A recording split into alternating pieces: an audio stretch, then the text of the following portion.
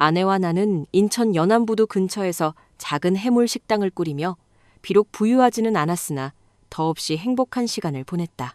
우리의 소박한 행복은 예기치 못한 사고로 한순간에 산산조각이 났다. 빗길 교통사고로 왼쪽 다리에 심각한 부상을 입어 예전처럼 주방을 종횡무진 누비며 일할 수 없게 된 것이다. 깊은 절망감에 빠져 허우적거릴 때 한 줄기비처럼 손을 내밀어준 은인이 있었다. 바로 내가 지금 경비원으로 근무하고 있는 서해물류그룹의 윤태수 회장님이었다. 회장님은 내가 재활치료를 받던 대학병원의 오랜 후원자였다. 그는 매년 거액을 기부하며 나와 같이 불의의 사고로 신체적 어려움을 겪는 이들에게 안정적인 일자리를 제공하는 사회공헌 사업을 펼치고 있었다. 재활치료사의 추천으로 해당 프로그램에 지원했고 놀랍게도 최종 면접에서 회장님을 직접 뵐 기회를 얻었다. 회장님은 오랜 기간 식당을 운영하며 보여준 나의 성실함과 책임감을 높이 평가하여 나를 그룹본사의 보안요원으로 채용해 주었다. 나의 주된 업무는 송도 국제도시에 위치한 본사 건물의 회장님 전용 주차구역을 관리하는 것이었다. CCTV를 통해 상황을 주시하다가 회장님이나 비서실 소속 인원이 아닌 낯선 차량이나 사람이 접근하면 정중히 제지하고 안내하는 비교적 단조로운 일이었음에도 급여 수준은 상당히 높았다. 덕분에 나는 다리가 불편해진 이후에도 가장으로서의 책임을 다하며 생계를 꾸려나갈 수 있었다. 나는 매일 아침 회장님에 대한 감사한 마음을 되새기며 출근했고 아내는 그런 나를 늘 곁에서 응원하며 매일 정성 가득한 점심 도시락을 싸다 주었다. 그날도 아내는 어김없이 나를 위해 회사로 점심 도시락을 가져왔다. 마침 회장님은 외부 약속이 있어 비서들과 함께 주차장으로 향하는 중이었다. 아내의 얼굴을 정면으로 마주한 회장님은 마치 무언가에 홀린 듯 그 자리에 걸음을 멈췄다. 나는 그 모습을 보고 가슴이 철렁 내려앉았다. 회장님 전용 주차장은 외부인 출입이 엄격히 통제되는 구역이었다. 그런 곳에 아내가 들어와 있는 것을 보고 규정을 어긴 외부인이라 생각해 놀라신 것이라 지레짐작했다. 나는 황급히 회장님께 다가갔다. 회장님, 외출하십니까? 조 선생. 옆에 계신 분은 처음 뵙는 얼굴인데? 아, 제 아내 되는 사람입니다. 매일 점심을 챙겨주러 오고 있습니다. 이곳이 외부인 출입 금지 구역인 것을 알면서도 제 아내이니 괜찮을 거라 안일하게 생각하여 안으로 들어오라고 했습니다. 정말 죄송합니다, 회장님. 죄송하다니. 조 선생의 부인이라면 문제될 것 하나도 없네. 너그러이 이해해 주셔서 감사합니다, 회장님. 그런데 지금 바로 출발하시는 것이면 제가 차 키를 준비해 드릴까요? 비서실장이 고개를 끄덕이며 그렇게 해달라고 답했다. 나는 그와 함께 경비실로 들어가 차 키를 챙겼다. 그 짧은 사이 회장님은 내 아내의 얼굴에서 시선을 떼지 못하고 가만히 응시했다. 그리고는 떨리는 목소리로 물었다. 실례지만 부인의 아버님 함자를 여쭤봐도 되겠소? 이동, 진이십니다. 아내는 돌아가신 장인어른의 성함을 또박또박 말했다. 회장님은 아내의 입에서 나온 그 세 글자를 몇 번이고 되뇌었다. 이동진, 이동진. 역시 너무나 닮았다고 생각했는데 자네가 정말 동진이의 딸이었단 말인가. 회장님이 갑자기 아내를 와락 끌어안았다. 마치 수십 년간 헤어졌던 혈육을 기적적으로 다시 만난 사람처럼 그의 행동에는 격한 감정이 실려 있었다. 아내가 당황하며 회장님을 밀어내려 했지만 그는 놓아줄 생각이 없는 듯했다. 오히려 아내의 어깨를 더욱 강하게 감싸 안으며 장인어른의 이름을 되뇌었다. 동진아, 이동진. 네 딸이 이렇게나 곱게 자랐구나. 고맙다. 정말로 고맙다. 회장님의 중얼거림 속에서 장인어른의 이름이 다시 한번 들려왔다. 그리고 그는 마치 장인어른에게 직접 말하듯 아내에게 연신 고맙다는 말을 반복했다. 아내가 더는 참지 못하고 회장님을 강하게 밀쳐냈다. 왜 이러십니까? 이거 놓으십시오. 비서실장과 함께 차키를 가지고 나오던 나는 그 광경에 놀라 아내 곁으로 달려갔다. 그리고 아내를 내 등 뒤로 보호하며 회장님께 항의했다. 회장님, 지금 이게 무슨 행동이십니까? 어찌하여 제 아내를 갑자기 끌어안으시는 겁니까? 제가 의지할 곳 없는 사람이라 하여, 다리 저는 경비원이라 하여 회장님께서 저를 업신여기는 것은 참을 수 있습니다. 하지만 제 아내를 이리 함부로 대하시는 것은 도저히 참을 수가 없습니다. 함부로 대하다니 말을 그리하면 쓰나 내가 자네와 자네 가족을 무시해서 그런 것이 아닐세. 다 깊은 사연이 있어서 방금은 내가 오해받을 만한 행동을 하고 말았군. 우선 노여움을 풀게. 내가 모든 자초지종을 설명할 테니. 그리고 그는 비서실장을 향해 지시했다. 박 실장, 급한 사정이 생겼으니 점심 약속은 취소하게. 여기 조 선생과 부인, 이분들과 긴히 나눌 이야기가 있으니 점심은 회장실로 준비해주게. 회장님은 중요한 약속을 취소하고 나와 아내를 데리고 회장실로 올라갔다. 나는 어리둥절해하는 아내의 손을 꼭 잡고 회장님을 뒤따랐다. 조 선생, 그리고 부인, 거기 편한 곳에 앉으시오. 점심으로 간단하게 유니짜장을 주문했는데 괜찮겠소? 동진이가 젊었을 적에 유니짜장을 참 좋아했거든. 회장님의 목소리에는 깊은 회한이 서려 있었다. 아내는 그 말에 나를 한번 쳐다보고는 용기를 내어 회장님께 물었다.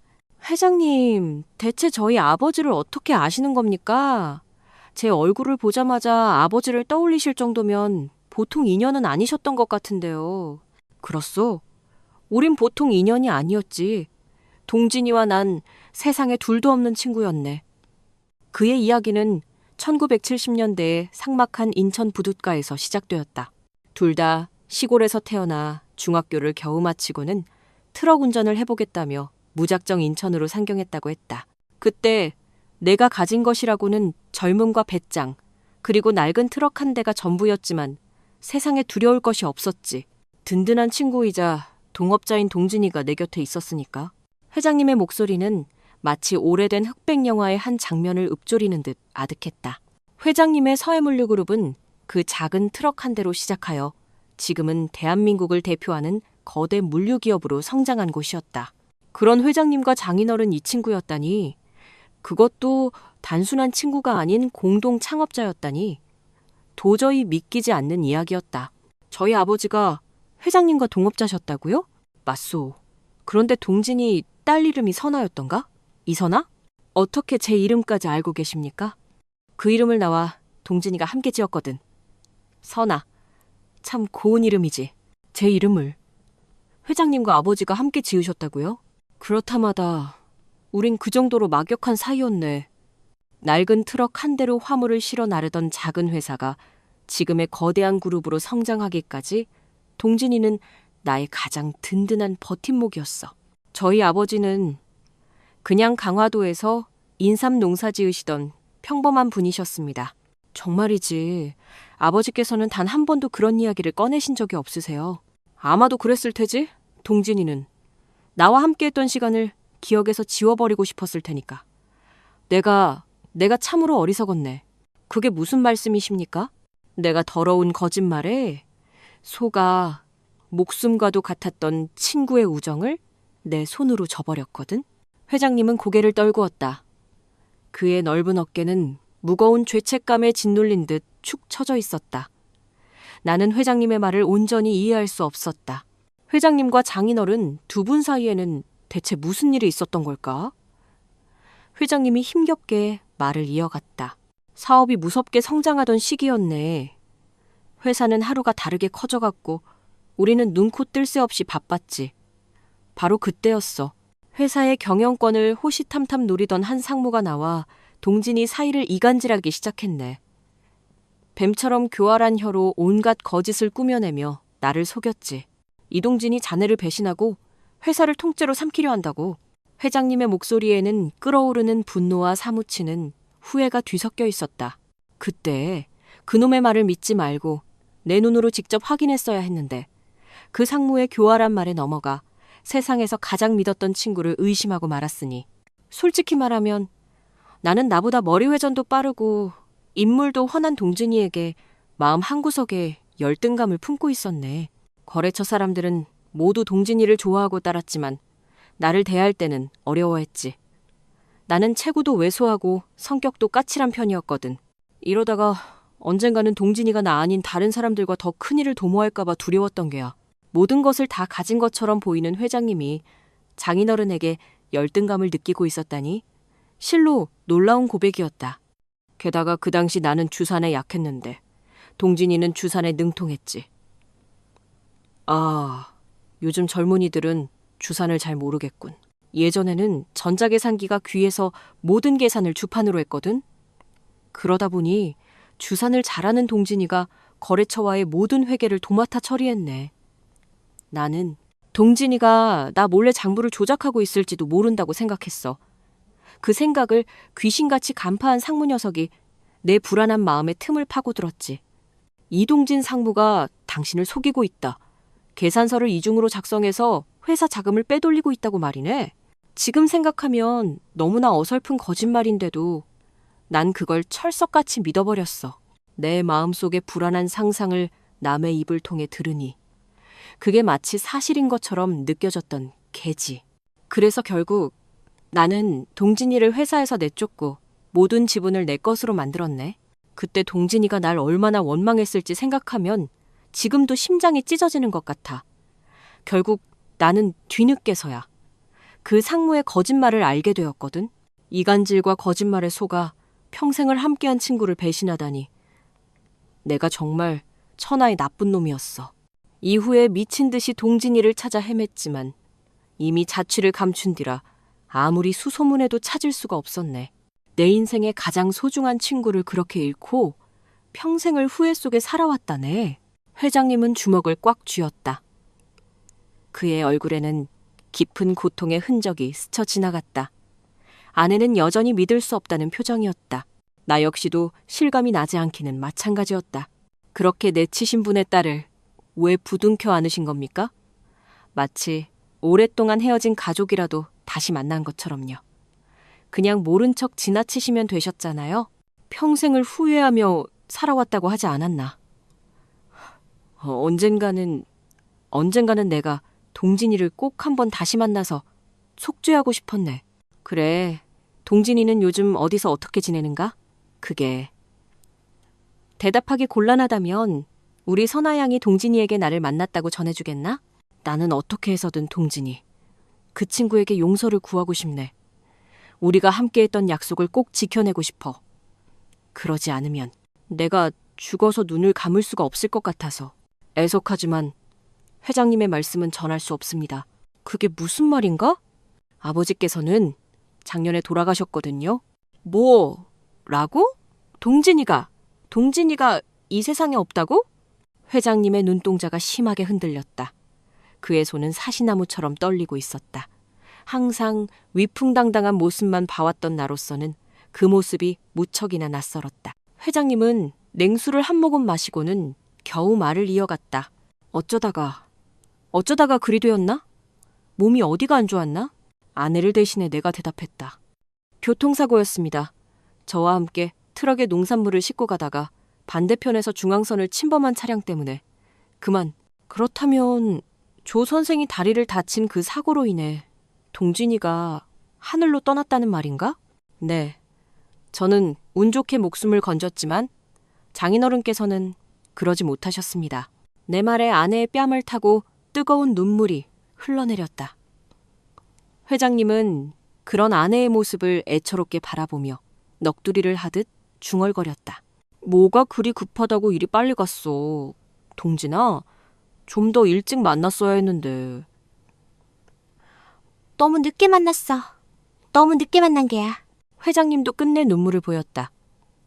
손수건으로 눈가에 맺힌 눈물을 훔치는 회장님의 모습을 보니 그 역시도 결국 한 사람의 인간이라는 생각이 들었다. 지금까지 너무나 멀게만 느껴지던 존재가 한결 가깝게 다가오는 기분이었다.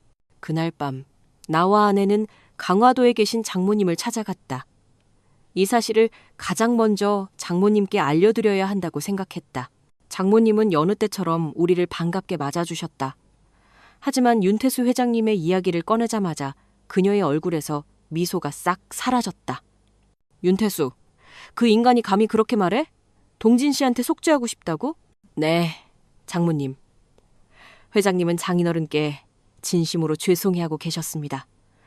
눈물까지 흘리면서요. 그깟 악어의 눈물. 악어의 눈물이요? 그 인간이 하는 말은 모조리 거짓말투성이야. 그러니 그 눈물 또한 거짓일 수밖에. 회장님께서 왜 이제 와서 거짓 눈물을 흘리시겠습니까? 그래서 얻을 게 뭐가 있다고. 제가 보기엔 정말로 후회하시는 것 같았습니다. 얘야, 조서방. 그놈을 믿는 이 파트로 매주를 쓴다는 말을 믿겠다. 자네 장인을 배신하고 모든 것을 빼앗은 다음 알거지로 만들어 내쫓은 게 바로 그놈이야. 그랬던 놈이 감히 용서를 바라며 눈물을 흘려?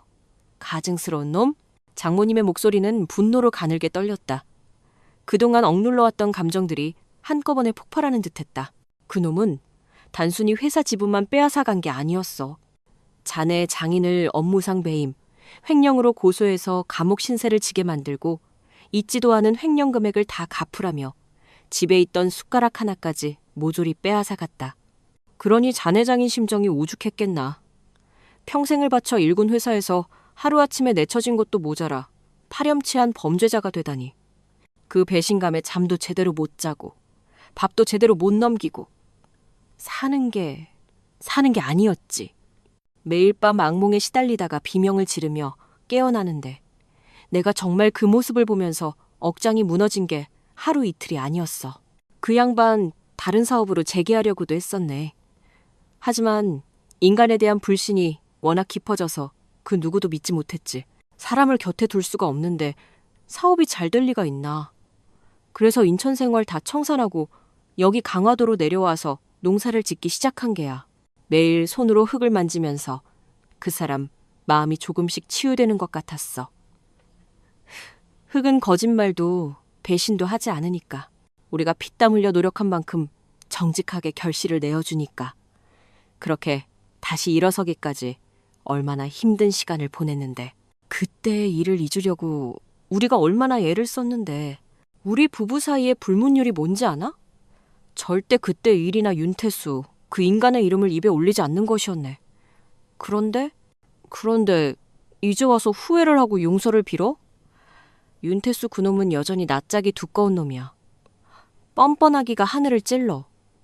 장모님의 이야기를 듣고 있자니 장인어른이 얼마나 큰 고통을 겪으셨을지 상상조차 할 수 없었다. 회장님의 말로는 상무의 이간질 때문이었다지만 결과적으로 장인어른은 친구에게 모든 것을 잃고 삶이 송두리째 무너져 내렸으니까 아내가 장모님께 다가가 손을 잡아주었다. 엄마, 나는 그런 일이 있었는지 전혀 몰랐네. 그거야? 네가 너무 어렸으니까. 모르는 게 당연하지. 나는 인천에서 살던 기억이 거의 없어. 그저 여기 강화도에 내려와서 아빠랑 밭이라고. 밤마다 아빠가 별 보면서 옛날 이야기 해주던 그런 좋은 기억밖에 없는데. 우리 딸이 그늘진 아이가 될까봐 네 아빠가 노력을 많이 해서 그런 게야. 낮에 아무리 힘들고 속상한 일이 있어도 딸이 동화책 읽어달라고 하면 금세 환하게 웃으면서 책을 펴들던 사람이었어. 한 번쯤은 힘들다, 피곤하다, 내일 읽어주겠다 할 법도 한데. 아주 딸이라면 하늘의 별도 따다줄 기세였지, 네 아빠가. 어휴, 하늘의 별은 제가 따다 드리려고 했는데 제가 장인어른께 밀려서 한 발 늦었네요. 아이고, 우리 조 서방? 말도 참 예쁘게 하네. 아버님 사랑을 듬뿍 받고 자라서 우리 선아가 이렇게 밝고 긍정적인가 봐요, 장모님. 내 농담에 장모님과 아내의 얼굴에 다시 희미한 미소가 떠올랐다. 나는 더 이상 회장님에 대한 이야기는 꺼내지 않았다. 그들의 깊은 상처와 분노는 내가 감히 헤아릴 수 없을 만큼 거대해 보였기에 회장님의 진심 어린 사과조차 그들의 마음을 움직일 수는 없을 것 같았다. 그래서 회장님의 이야기를 전하는 대신 장모님과 아내가 장인어른에 얽힌 추억을 이야기하는 것을 조용히 듣기만 했다. 장인어른 이비록 모든 것을 잃었지만 사랑하는 가족과 함께 보내는 시간 속에서 마음의 평화를 찾으셨다는 사실에 나는 안도했다. 다음 날 아침, 출근길의 발걸음은 유난히 무거웠다. 내 마음속은 어제의 일들로 여전히 복잡했다. 장모님의 슬픔, 아내의 상처, 그리고 회장님의 뼈아픈 후회. 그 모든 것이 머릿속을 떠나지 않았다. 나는 회장님의 사과가 진심이라고 믿었지만 장모님과 아내에게는 그것이 악어의 눈물로밖에 보이지 않았다. 그들의 깊은 상처를 어떻게 위로해야 할지 막막하기만 했다. 한숨을 내쉬며 CCTV 모니터 앞에 앉았는데 뜻밖에도 회장님이 직접 경비실로 나를 찾아오셨다. 조 선생, 잠시 이야기 좀 나눌 수 있겠나? 네, 회장님. 말씀 편하게 하십시오.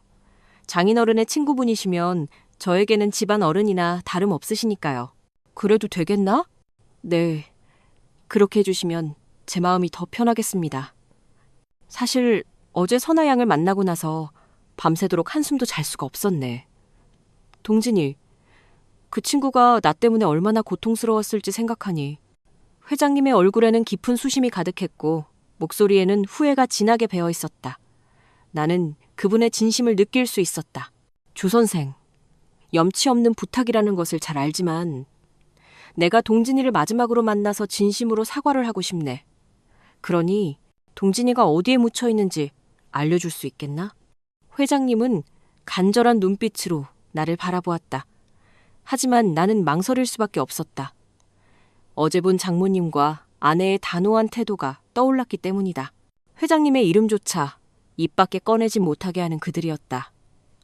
장인어른의 묘소를 알려줬다가는 내게 큰 원망이 돌아올 것만 같았다. 회장님, 그건 좀 곤란합니다. 어째서인가? 사실 어제 장모님께 회장님께서 하신 말씀을 전했습니다만 아예 회장님 이야기는 듣고 싶어 하지도 않으셨습니다. 저 역시도 장모님과 아내가 너무 힘들어하는 모습을 보니 다시는 그 이야기를 꺼내고 싶지 않습니다. 죄송합니다, 회장님. 내 말에 회장님은 깊은 한숨을 내쉬었다. 그렇겠지. 당연한 반응이야. 내가 그 상무놈에게 속아 동진이를 횡령범으로 만들고 말았으니 사실 회사 자금을 몰래 빼돌린 건 다름 아닌 그 상무놈이었는데 말일세. 나중에야 진실을 알고 나서 내 어리석은 행동이 얼마나 후회되던지, 왜 평생을 함께한 친구의 말은 믿지 않고 고작 회사에 들어온 지 1년밖에 안 된 상무놈의 말을 믿었는지, 내가 그때 무언가에 씌여도 단단히 씌였었나 보네. 아마 동진이와 동진이 아내는 내가 그 상무와 짜고 일부러 그랬다고 생각했을 게야. 그렇지? 아직도 내가 의도적으로 배신했다고 생각하고 있겠지. 하지만 회장님, 저는 회장님의 사과가 진심이라고 생각합니다. 제가 교통사고로 다리를 절게 되었을 때 다른 모든 곳에서는 저를 외면했습니다. 하지만 회장님께서는 아무런 조건 없이 제게 이 경비원 자리를 내어주셨습니다. 이처럼 선한 일을 하시는 분께서 결코 악한 마음으로 장인어른을 대하셨을 리 없다고 생각합니다. 나는 진심을 다해 회장님께 말했다. 회장님은 천천히 고개를 들고 나를 바라보았다. 그의 눈에 다시금 눈물이 고이더니 내 이름을 불렀다. 미녀군. 우리 동진이의 사위가 나를 그렇게 이해해주니 정말 고맙네. 내가 얼마나 오랫동안 이 순간을 기다려왔는데 동진이에게 용서를 빌고 싶어서. 회장님의 그 모습을 보자 그를 모시고 장인어른의 묘소에 가야겠다는 결심이 섰다. 비록 아내와 장모님의 마음을 돌리는 것이 쉽지 않을지라도 나는 이것이 장인어른의 영혼을 위로하고 회장님의 오랜 한을 풀어드리는 길이라고 믿었다. 그날 밤 나는 아내에게 회장님이 장인어른의 묘소에 가서 인사를 드리고 싶어 한다고 말했다. 아내는 당연히 길길이 날뛰며 반대했다. 나는 결국 아내에게 숨긴 채 주말 아침 일찍 회장님을 모시고 장인어른의 묘소로 향했다. 마음 한편으로는 아내에게 미안했지만 다른 한편으로는 이것이 옳은 일이라고 생각했다. 회장님의 진심을 장인어른께 전해드리면 하늘에 계신 장인어른도 분명 기뻐하실 거란 확신이 들었다. 차를 운전해서 가는 내내 회장님은 말이 없었다. 그저 묵묵히 창밖만 바라볼 뿐이었다. 마침내 장인어른의 묘소 앞에 섰을 때 회장님은 한참을 말없이 서 있었다. 차가운 비석 앞에서 회장님의 어깨가 미세하게 떨리는 것을 보았다. 동진아, 나 태수 왔다. 회장님은 비석을 쓰다듬으며 눈을 감았다. 정말 미안하다, 친구야. 내가 너를 배신했다. 탐욕스러운 거짓에 눈과 귀가 멀어버리는 바람에 한때는 세상 그 누구보다 믿었던 너를 오해하고 말았어. 미안하다, 친구야. 결국 내가 너에게 씻을 수 없는 상처를 주었구나. 너를 그리 힘들게 하고 평생을 고통 속에서 살게 만들었어. 내가 천하의 죽일 놈이다. 회장님의 눈에서 굵은 눈물방울이 뚝뚝 떨어져 내렸다. 나는 그 모습을 보며 가슴이 먹먹해졌다. 이제야 이렇게 네 앞에 서서 사과를 하는구나. 너무 늦었지. 정말 미안하다. 동진아, 부디 나를 용서해다오. 그리고 네가 남긴 소중한 가족들, 내가 이제라도 지켜주마. 약속한다. 회장님은 비틀거리며 무릎을 꿇었다. 나는 황급히 회장님을 부축했다. 회장님의 몸은 식은땀으로 축축했고 얼굴은 창백하게 질려 있었다. 산에 올라올 때부터 안색이 좋지 않았지만 그저 연로하신 탓이라 생각했는데 점점 더 상태가 악화되는 듯했다. 회장님, 괜찮으십니까? 안색이 너무 안 좋으십니다. 아니, 괜찮아. 잠시 어지러워서. 애써 괜찮은 척하던 회장님은 말이 채 끝나기도 전에 내 품으로 쓰러지고 말았다. 나는 너무나 놀라 회장님을 부르며 흔들었지만 그는 이미 의식이 없었다.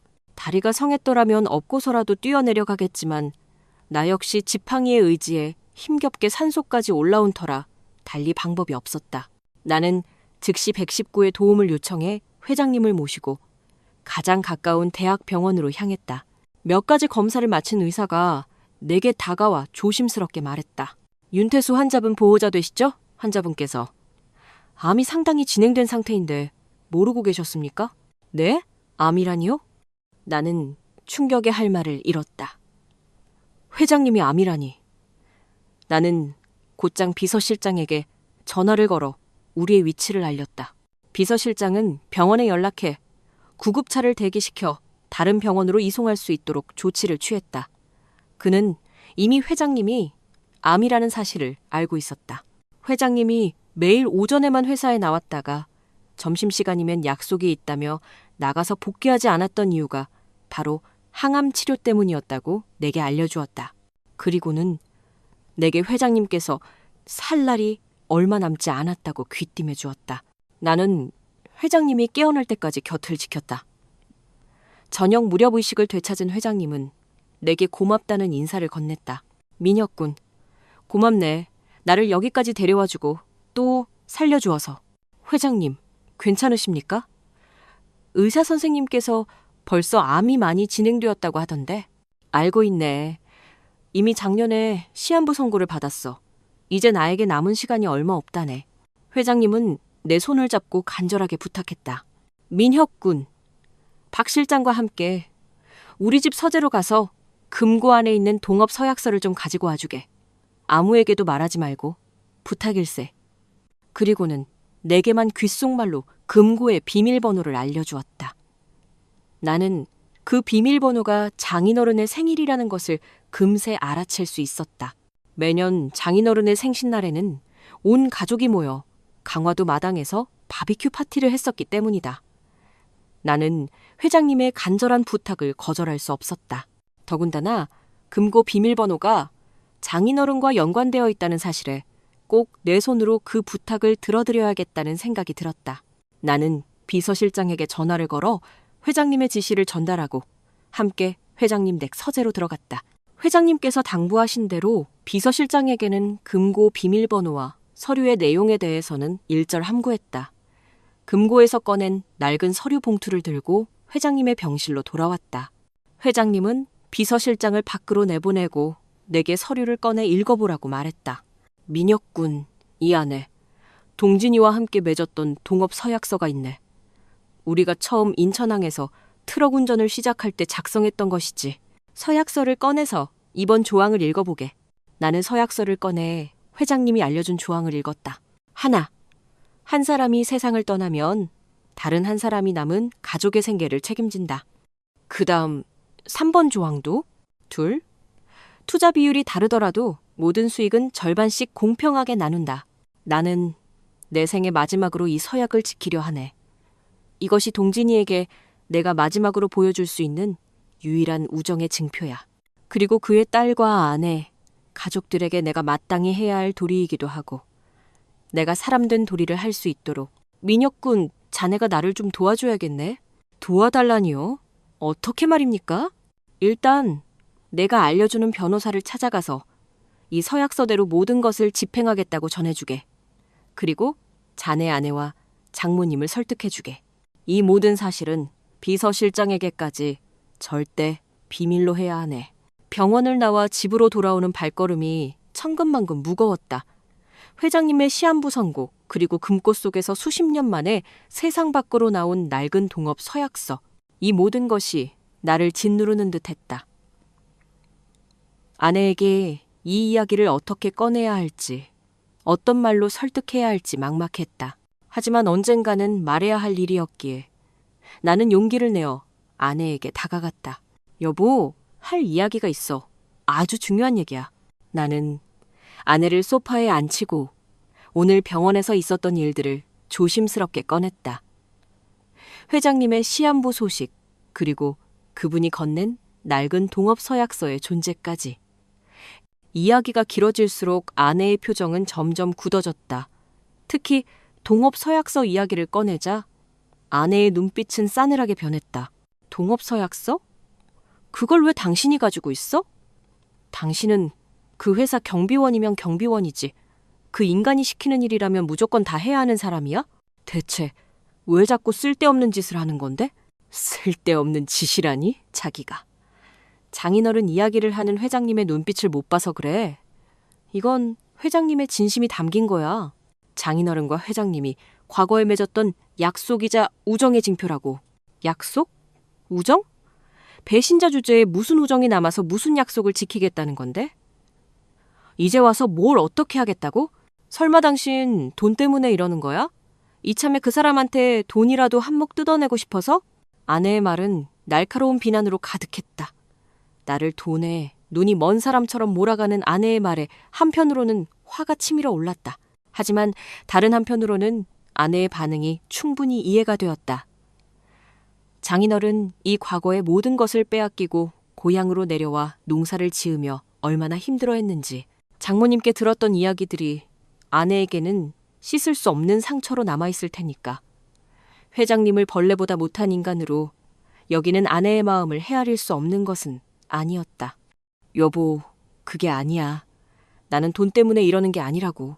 나는 장인어른께서도 분명히 기뻐하실 거라고 생각해서 그래. 장인어른이 살아계셨다면 당신과 장모님이 경제적으로 힘든 것보다는 풍족하게 살기를 원하셨을 거야. 세상 어떤 아빠가 그렇지 않겠어? 그래서 그 사람의 더러운 돈을 받겠다는 거야? 우리 아빠를 그렇게 힘들게 하고 배신한 사람의 돈을? 어떻게 그럴 수가 있어? 아내는 내 말을 들으려 하지 않았다. 아내의 눈에는 내가 그저 돈의 눈이 먼 속물로만 비치는 듯했다. 나는 답답했다. 내 진심을 알아주지 않는 아내에게 서운함마저 느껴졌다. 여보, 내 말 잘 들어봐. 회장님은 살 날이 얼마 남지 않으셨어. 그런 분이 마지막으로 장인어른께 속죄하고 싶어 하는데 그게 그렇게 잘못된 일은 아니잖아. 속죄? 누구 좋으라고 하는 속죄인데? 아내의 목소리는 격앙되어 있었다. 아내는 눈물을 글썽이며 나를 노려보았다. 나는 더 이상 아내를 설득할 수 없다는 것을 깨달았다. 그녀의 마음속에 자리 잡은 깊은 상처와 뿌리 깊은 불신은 내가 감당할 수 없을 정도로 거대했다. 나는 깊은 한숨을 내쉬며 고개를 떨구었다. 가슴이 답답했다. 그렇게 며칠이 지났다. 회장님은 동업 서약서에 명시된 대로 아내에게 자신의 지분 일부를 상속하고자 했고 변호사가 아내를 찾아오기에 이르렀다. 아내는 변호사를 문전박대했고 이 소식은 이상하게 와전되었다. 증권가 찌라시에 윤태수 회장의 막대한 지분이 갑자기 나타난 혼외자에게 넘어간다는 정보가 실렸고 이 잘못된 정보는 걷잡을 수 없는 소문이 되어 퍼져나갔다. 소문은 회장님의 자식들 귀에까지 들어갔다.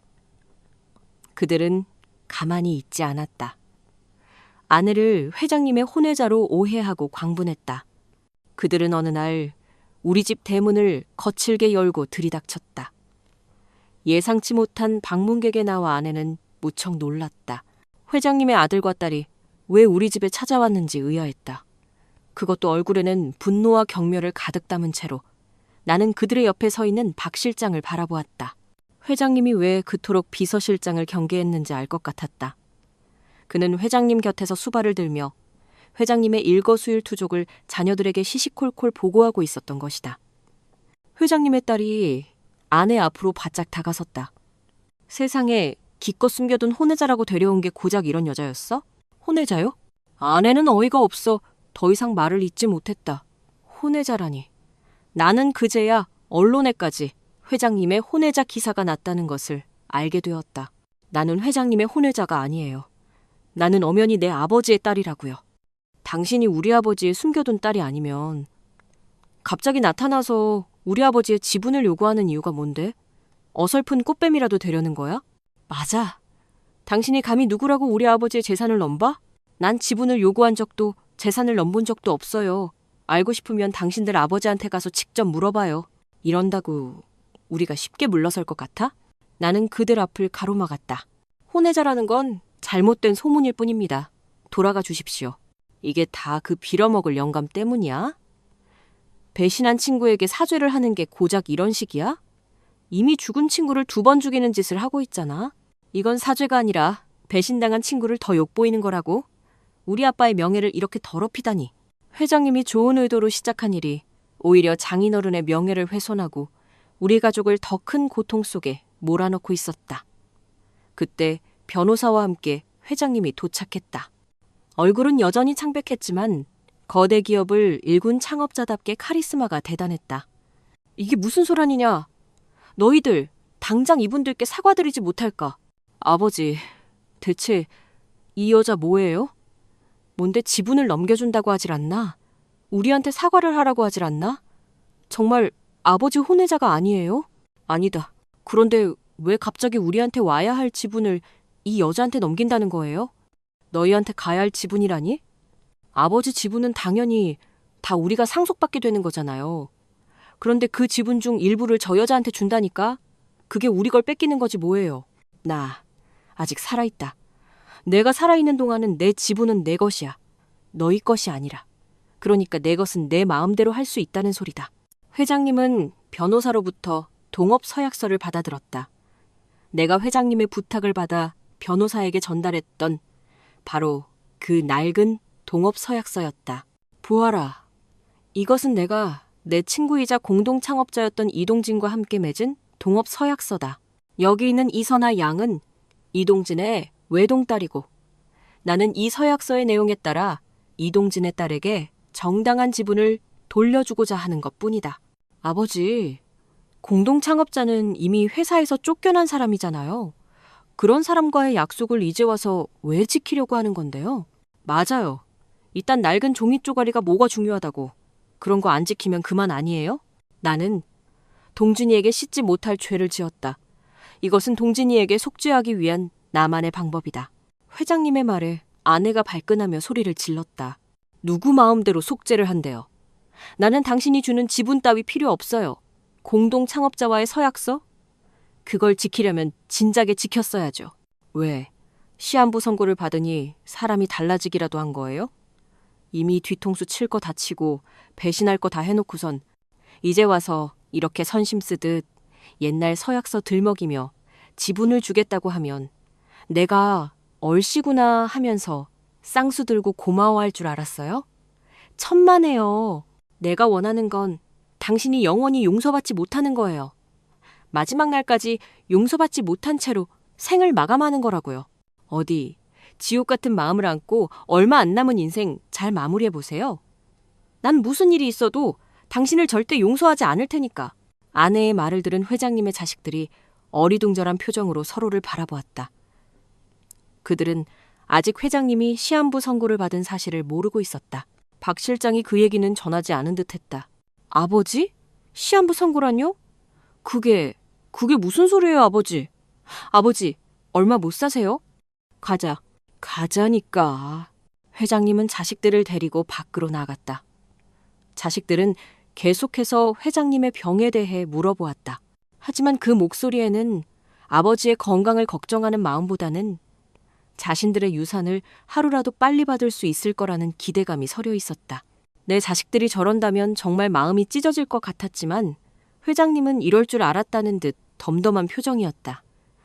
자식들의 언행을 본 아내도 마음이 조금은 달라진 것 같았다. 무슨 놈의 자식들이 저래? 아버지가 시한부라는데 꼭 적금 만기 다가오는 것처럼 들떠서는. 그래서 난 자기가 회장님 소원을 들어줬으면 좋겠어. 아무리 많은 돈을 벌었어도 마지막에 의미 있게 사용하지 못한다면 그게 무슨 소용이겠어. 그래도 여보, 나 정말 못하겠어. 혼외자라는 말까지 들어가면서 이 막대한 지분을 받는 게 무슨 의미가 있어. 우리 아빠는 그저 작은 운송회사 동업자였을 뿐인데 지금 이 거대한 회사와는 너무 다르잖아. 회장님의 진심은 알겠어, 여보. 회장님의 진심은 알겠는데 아빠를 이렇게 욕보이면서까지 내가 이 모든 걸 감당해야 할 이유가 있을까? 그건 아빠도 원치 않으실 거야. 아내의 목소리에는 지친 기색이 역력했다. 나는 아내의 마음이 충분히 이해가 되었다. 그때 회장님이 돌아왔다. 회장님은 우리에게 정중히 사과했다. 두 사람에게는 정말 미안하게 됐네. 내 주변이 좀 그렇구먼. 예전에는 이간질하는 상무가 내 옆에 있더니 지금은 자식들에게 시시콜콜 일러바치는 비서실장이 내 옆에 착 달라붙어 있으니 이게 모두 친구에 대한 신의를 저버린 벌을 받는 것이겠지. 선아, 양, 이미 남편에게 이야기를 들었겠지만 나에게는 남은 날이 얼마 없네. 그래서 그 사이에 동업 서약서에 쓰여있는 약속을 꼭 지키고 싶네. 그 얘기라면 아까 다 말씀드린 것 같은데요. 제가 속죄받지 못한 채로 남은 삶을 지옥처럼 보내길 원한다는 그 말이요. 그 말은 죄송해요. 제가 너무 화가 나는 바람에 말이 심했습니다. 아니네. 선아 양이라면 얼마든지 그런 마음을 가질 수 있다고 생각하네. 그래도 내게 한 번만 더 기회를 주면 좋겠네. 동진이는 단순한 친구나 동업자를 넘어 내 생명의 은인이기도 했거든. 내가 지금까지 목숨을 부지하고 살 수 있었던 건 오로지 동진이 덕분이었네. 생명의 은인이라니요? 그게 무슨 말씀이세요? 아주 오래전 우리가 트럭 운송업이 잘 돼서 항구 근처에 작은 창고를 지었을 때의 일이야. 우리 손으로 직접 물건을 나르고 정리한다니 너무 신이 났지. 그래서 뭣도 모르고 밤늦게까지 창고에서 일하다가 그만 쓰러지고 말았네. 겨울이라 피워둔 난로에서 새어나온 연탄가스에 중독된 게야. 아무도 없는 캄캄한 창고에서 의식을 잃어가고 있는데 동진이가 날 찾아왔어. 늦은 시간까지 내가 집에 들어오지 않자 걱정이 되어 창고로 달려온 거였지. 그는 쓰러져 있는 나를 발견하고 필사적으로 밖으로 끌어냈네. 그리고 자기 집으로 데려가서 밤새도록 나를 간호했지. 그때 동진이는 막 결혼한 신혼이었는데 눈치 없게도 내가 신혼부부 사이에 끼어서 자게 된 셈이야. 그렇게 동진이는 내 목숨까지 살려줬는데 나는 그런 친구의 모든 것을 빼앗고 내치고 말았으니 평생을 후회해도 모자람이 없는 실수였지. 회장님은 눈물을 글썽였다. 그분의 목소리에는 깊은 슬픔과 회한이 담겨 있었다. 아내의 얼굴에도 당혹감과 함께 복잡한 감정들이 스쳐 지나갔다. 선아 양, 이건 그저 그날 동진이가 구해준 내 목숨값이라고 생각하면 어떻겠나? 이대로 선아 양에게 아무것도 못해주고 그냥 하늘나라에 가면 내가 동진이 얼굴을 볼 낯이 없네. 꼭 그 녀석이 나한테 이럴 것만 같거든. 야, 윤태수, 너 왜 나랑 한 약속 안 지켜? 너 왜 내 딸 책임 안 지고 그냥 왔어? 난 네 목숨까지 살렸는데? 그러면서 나한테 막 화를 낼 것 같아. 그러니 받아주게. 이건 내가 주는 게 아니라 선아 양의 아버지 이동진이 남긴 유산이자 내 마지막 소원일세. 부디 이 늙은이의 마지막 소원을 들어주게. 내 마지막 사과를 받아주게. 내가 용서를 빌고 속죄를 해서 동진이를 만날 수 있도록 해주게. 회장님의 간절한 눈빛과 목소리 그리고 솔직한 고백이 아내의 마음을 흔들었다. 아내는 말없이 회장님을 바라보았다. 아내의 눈에도 어느새 눈물이 고여 있었다. 그것은 분노의 눈물이 아니라 연민과 이해의 눈물처럼 보였다. 알겠습니다, 회장님. 아버지의 친구이자 동업자로서 하신 약속을 제게 지켜주세요. 저는 감사히 받아들이겠습니다. 회장님은 아내의 말에 희미하게 미소를 지었다. 그 미소는 오랫동안 자신을 짓눌렀던 회한을 조금이나마 덜어낸 듯한 평화로운 미소였다. 아내의 마음이 움직이자 회장님은 불도저처럼 일을 밀어붙였다. 자식들의 거센 반대에도 불구하고 동업서약서에 명시된 대로 아내에게 정당한 지분을 넘겨주었다. 물론 그 과정이 순탄했던 것만은 아니다. 회장님의 자식들은 변호사를 대동하고 온갖 법적 수단을 동원해 막으려 했지만 결국 회장님의 뜻을 꺾을 수는 없었다. 그렇게 아내는 서해물류그룹의 정당한 지분권자가 되었다. 아내는 아버지와의 오랜 약속을 지켜준 회장님께 깊이 감사했다. 처음에는 회장님을 향한 불신과 분노로 가득했지만 회장님의 진심을 듣고 나서는 모든 오해가 풀린 듯했다. 아내는 회장님의 병실을 찾아가 성심성의껏 감사를 표했고 회장님은 아내의 손을 잡고 눈물을 흘렸다. 선아양, 고맙네. 선아양 덕분에 내가 마음 편히 생을 마무리할 수 있게 됐어. 나는 이제 동진이를 만나서 예전처럼 함께 갯벌을 뛰어다니며 놀아야겠네. 함께 갯벌에서 조개를 캐고 망둥이를 잡았던 그 시절이 내게는 가장 행복한 기억이었거든. 그렇게 회장님을 보내드린 후 우리의 삶은 이전과는 완전히 다른 모습으로 바뀌었다. 나 역시 경비원에서 지분을 가진 경영인의 가족으로서 새 출발을 하게 되었다. 회장님께서는 하늘로 떠나시기 전 내게 그룹의 사회공헌 부문을 맡아달라고 부탁했다. 내가 가진 경험과 아픔이 이 사회에 소외된 이웃들을 이해하고 도울 수 있는 큰 힘이 될 것이라고 말씀하셨다. 나는 회장님의 뜻을 기꺼이 따르기로 했다.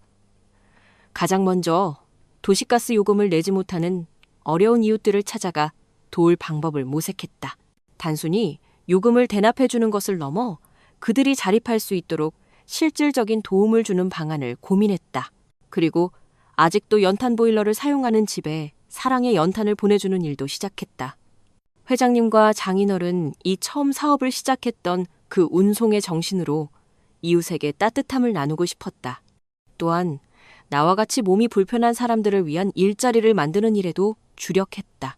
나 스스로 경비원으로 일하며 겪었던 어려움을 누구보다 잘 알기에 그들에게 실질적인 기회와 존중을 제공하고 싶었다. 이러한 노력들은 기업의 이미지를 크게 향상시켰다.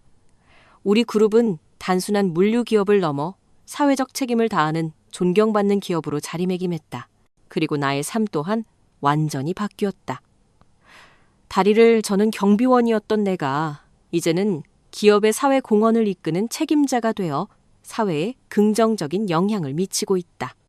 내 삶의 가치가 기업의 가치와 함께 성장하는 것을 느끼며 매일 감사하는 마음으로 오늘도 새로운 하루를 시작한다. 하늘나라에서 제외한 장인어른과 회장님도 오늘은 인천 앞바다의 갯벌을 신나게 뛰어다니며 즐거운 하루를 시작하셨으리라.